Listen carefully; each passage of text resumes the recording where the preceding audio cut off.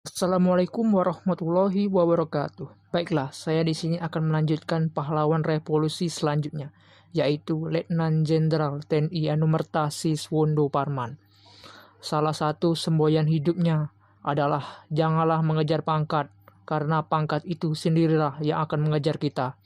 Menurutnya, bila orang bekerja dengan baik, maka pangkat dan penghargaan itu akan disesuaikan. Pria dengan nama lengkap Siswondo Parman ini dilahirkan di Wonosobo, Jawa Tengah, tanggal 4 Agustus 1918. Anak keenam dari 11 bersaudara.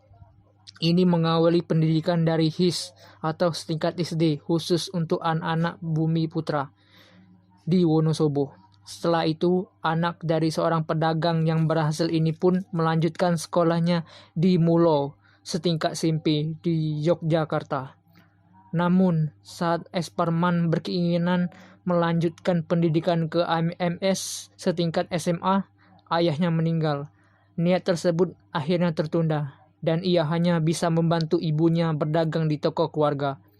2 tahun kemudian, Parman dapat bersekolah di AMS Yogyakarta hingga tamat. Pendidikan diteruskannya di Sekolah Tinggi Kedokteran, yaitu di GHS Genesis Kudil House School, Jakarta, tetapi tidak sampai memperoleh gelar kedokter. Ini terjadi karena Jepang telah menduduki Indonesia. Ia pun kembali ke Wonosobo. Setelah gagal memperoleh gelar dokter, ia mulai bekerja pada jawatan Kempetai selaku intelijen.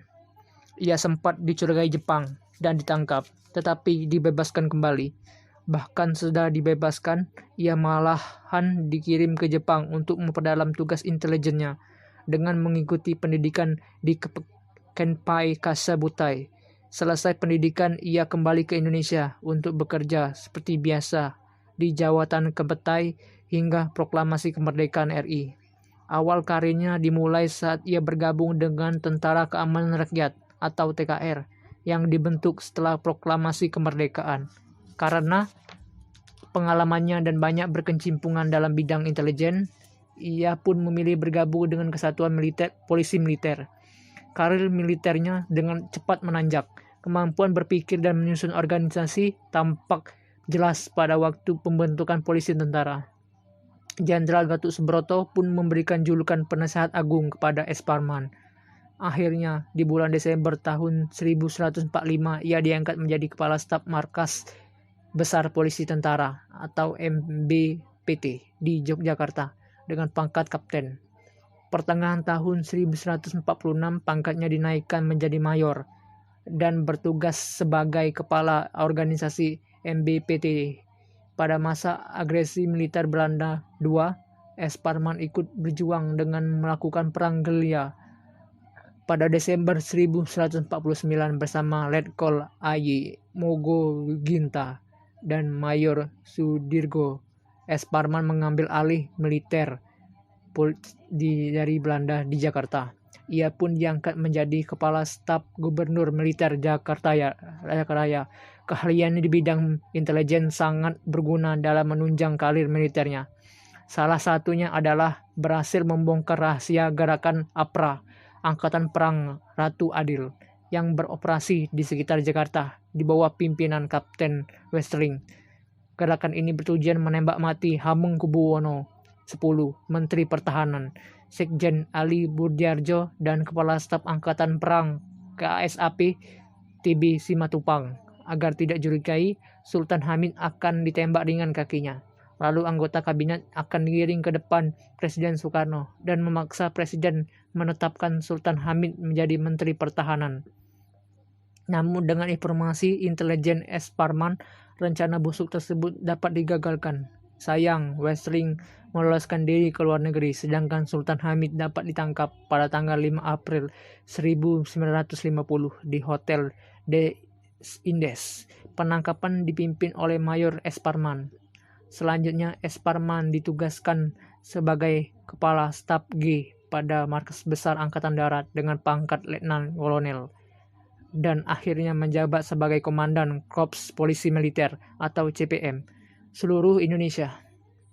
Tahun 1151 ia dikirim ke Amerika Serikat untuk mengikuti pendidikan militer Police School Amerika Serikat selama setahun.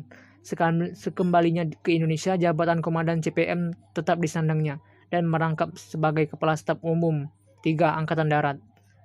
Ia pun aktif sebagai tenaga pengajar di Pusat Pendidikan Angkatan Darat.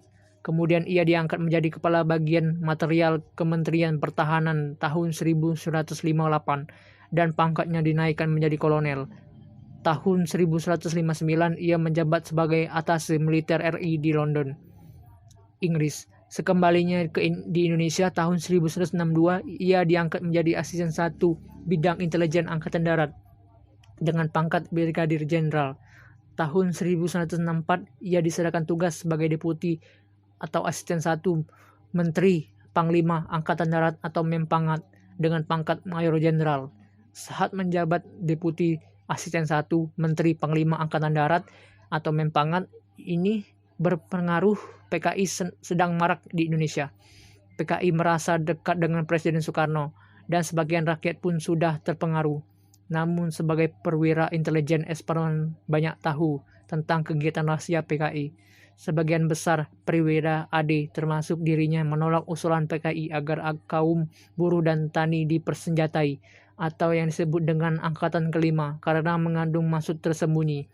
Penolakan itu akhirnya ia sangat dimusuhi PKI dan termasuk salah satu perwira yang harus dilenyapkan oleh PKI. Berbagai pertentangan dan gerakan politik pada bulan Oktober 1165 memunculkan kegiatan sekelompok orang yang kemudian dikenal sebagai Gerakan 30 September SPKI. Mayor Jenderal Esparman pun diculik dan dibawa ke daerah Lubang Buaya pada tanggal 1 Oktober 1165 dini hari. Di sana ia disiksa sebelum dibunuh dengan kejam. Jenazahnya dimasukkan ke sumur tua di daerah Lubang Buaya. Jenazahnya ditemukan dan diangkat lalu dimakamkan dengan upacara kebesaran militer di Taman Makam Pahlawan Kalibata, Jakarta pada tanggal 5 Oktober 1165.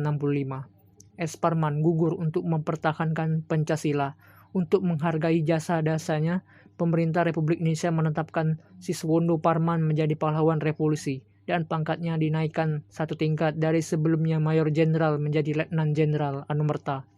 Untuk menghormati jasa para pahlawan revolusi, pemerintah menetapkan tanggal 1 Oktober sebagai hari kesaktian Pancasila yang sekaligus menjadi hari libur nasional. Bahkan di depan sumur tua tempat jenazah ditemukan di daerah Lubang Buaya, Jakarta Timur, dibangun tugu dengan latar belakang patung ke-7 pahlawan revolusi tersebut dinama Tugu Kesaktian Pancasila.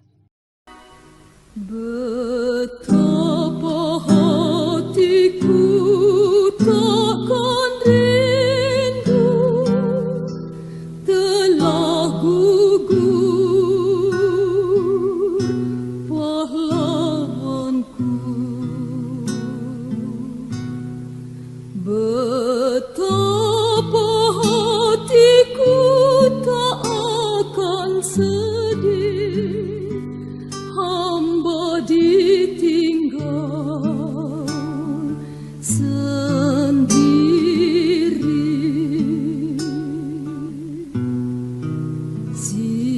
Siapa kini pelipur lara nan setia dan perwira. Siapakah kini pahlawan hati